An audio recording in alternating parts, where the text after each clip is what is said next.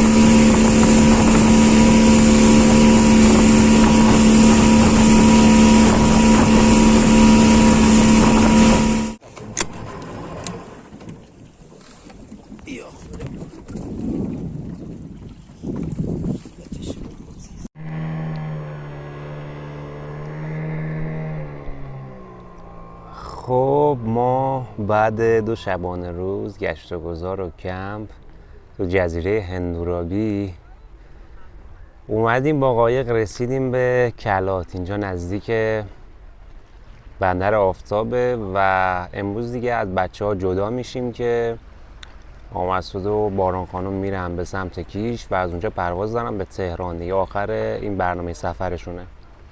خسته نباشین. سلامت باشین. شما خسته نباشین.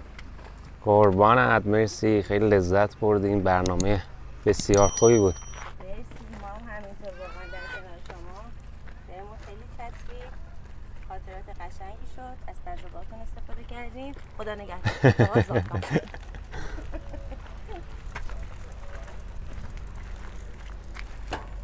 بریم یه صبحونه بزنیم.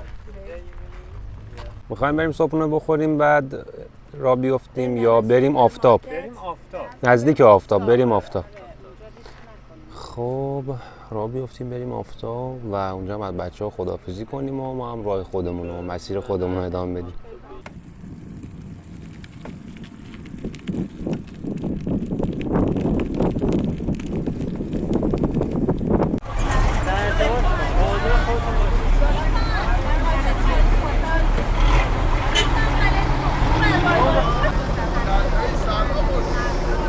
بچه خداحافظ.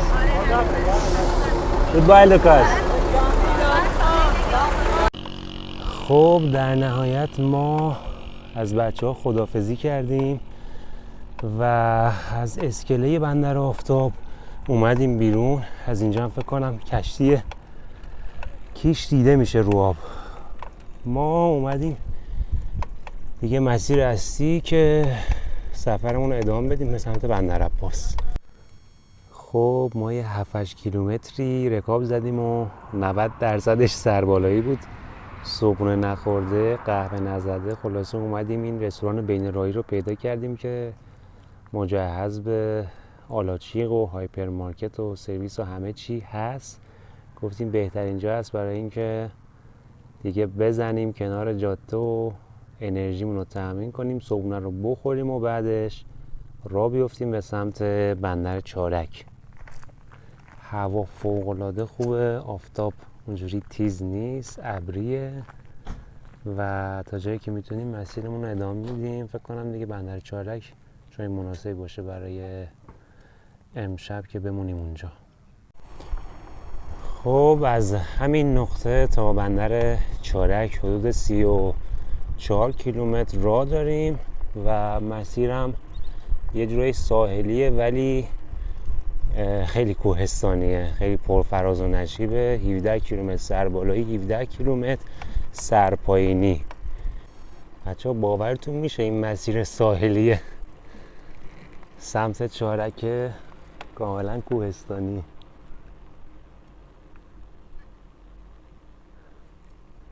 شبیه یه سری جاده‌های آذربایجان این گردناش. جادهش خیلی خلوته.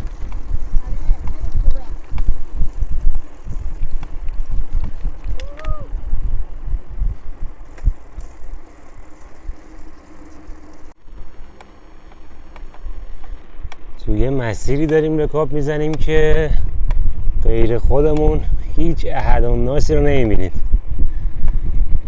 خوبه یه مقدار آب و مواد غذایی تهیه کردیم، وگرنه تو راه تلف میشدیم. تا نزدیکی بندر چارک هیچ آبادی تو نقشه نمیبینیم.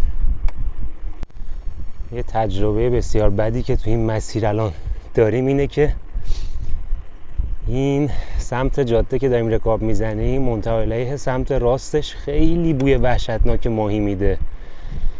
یه قسمت های جاده ماهی ریزا ریخته شدن رو جاده و بعدش توسط ماشینا له میشن. این قسمت جاده اصلا رنگش عوض شده، خیلی بوی بدی هم میده.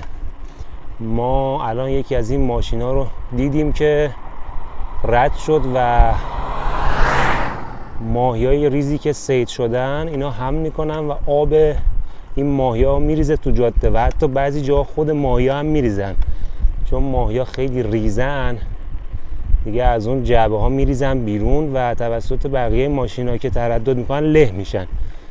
این ماهی ریزا رو ظاهرا صید میکنن برای پودر ماهی، سس ماهی. یه سری فرآورده هایی که از این درست میکنن کارخونهش چند کیلومتر جلوتره.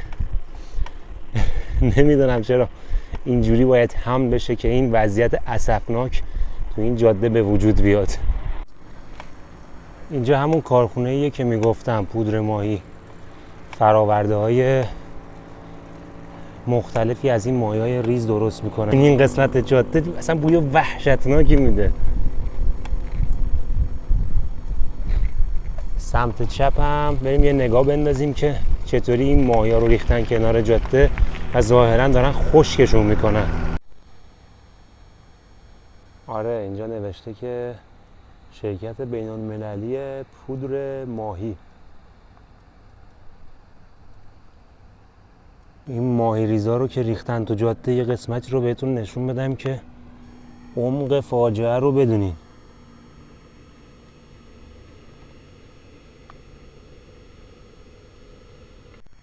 دوچرخه رو نگه داشتم کنار جاده که بیام این بره جاده ماهی ریزا رو نشونتون بدم که روی این پارچه های طویل چطوری پخش کردن که خشک بشن. یه دنیا ماهی اینجا شما میبینید، ماهی ریزایی که این همه پخش شدن و کلی کرم که روشونه. اینا فکر کنم در عرض چند روز دیگه کاملا خشک میشن و میرن برای پروسه پودر شدن. تا بیشتر از این خفه نشدیم برگردیم به مسیرمون و ادامه بدیم که زیاد دیگه وقت نداریم. حالم داره به هم میخوره از بوش. باید میومدی نزدیکتر میفهمیدی عمق فاجعه رو. اینجا دیگه آخر جاده است. ما از اینجا پرت میشیم به دریا. این صخره‌های جلویی شبیه قلعه است. اوه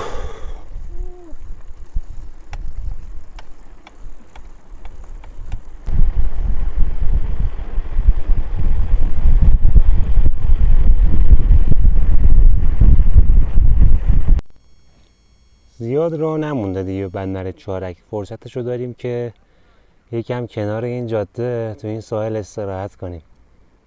هوا بی‌نظیره.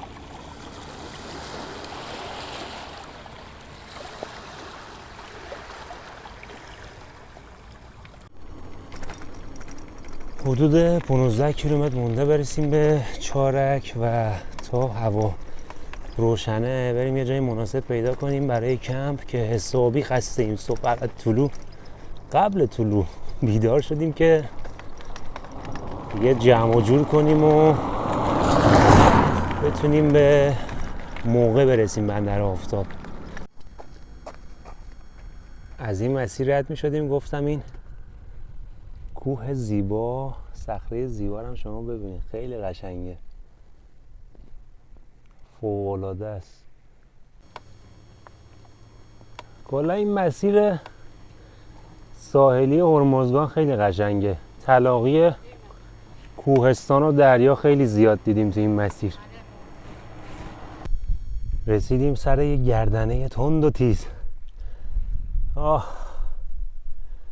از اینجا دریا خیلی قشنگ دیده میشه. میدونم تا اونجا اومدی، یه چند متر هم رکاب بزنی رسیدی.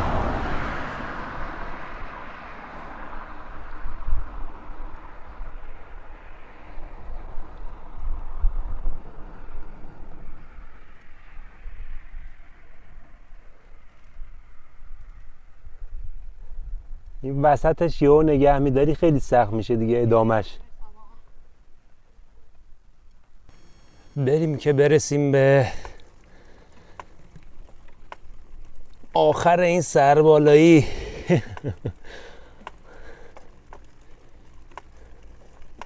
این دوچرخه منم افتاده به صدا بعد فکر کنم 600-700 کیلومتر رکاب زنی. این قسمت مرکز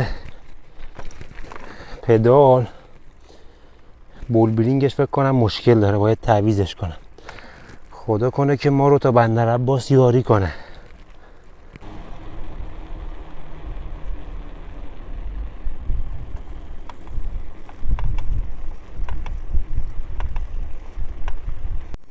رسیدیم به بندر تاونه که قبل بندر چارکه و به پیشنهاد آزاده میخوایم یه بستنی بخوریم و سوخت رو برسونیم و بعدش ادامه مسیر.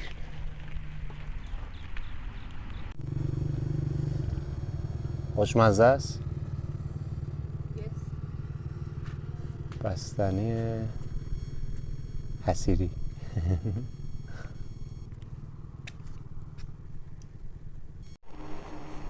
اینجا هم باید اسکله تاونه باشه.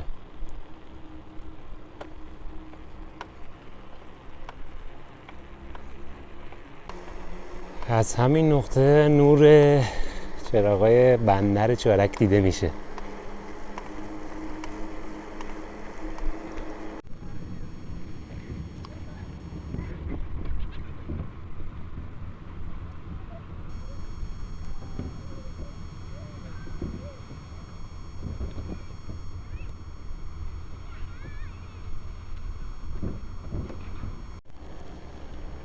در همین لحظه رسیدیم به بندر چارک.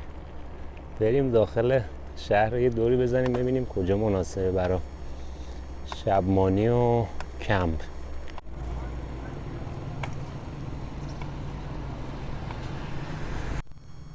این مسیر رو داشتیم رد می شدیم بریم سمت پارک ساحلی که این بنا رو دیدیم. یه بنای قدیمی که خیلی قسمتاش ریخته و این بازمانده یک بنای قدیمیه. زیرش هم نوشته I love چارک، یعنی یک نمادی از بندر چارک این بنا گویا.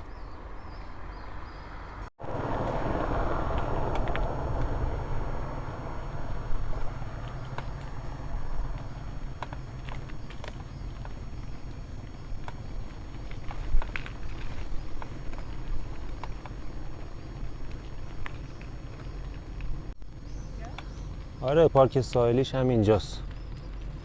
بریم همینجا زیر یکی از این آلاجیقا چادرمون رو برپا کنیم.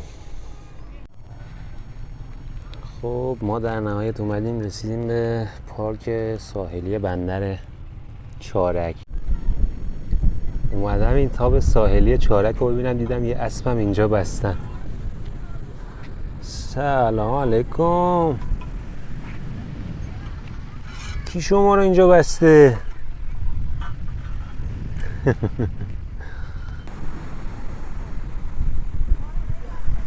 خیلی باحاله.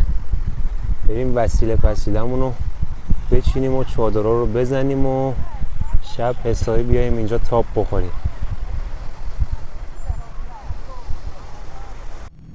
خب بچه شارژ گوشیم دیگه داره تموم میشه، دیگه مجبورم خداحافظی کنم. هوا هم تاریکه دیگه، بیش از این نمیتونیم تصویر بگیم، کیفیت تصویر میاد پایین، نور نداریم، خودمون هم داریم خاموش میشیم. واقعیتش از صبح ساعت 6 بیداریم. خلاصه امشب و همینجا تو بندر چارک میمونیم، استراحت میکنیم و فردا صبح راه میافتیم به سمت بندر لنگه، ببینیم به کجا میتونیم برسیم. خیلی خیلی خوشحالم که با من همراه همسفر هستید، فیلم های من رو دنبال میکنید. خیلی ممنون که تا اینجای فیلم تماشا کردید. امیدوارم که لذت برده باشید از همراهی همسفر بودن با ما. منتظر قسمت های جدید و تجربه های جدید، مسیرهای جدید، ماجراجویی های جدید باشید. شب و روز بخیر و ایام بکام.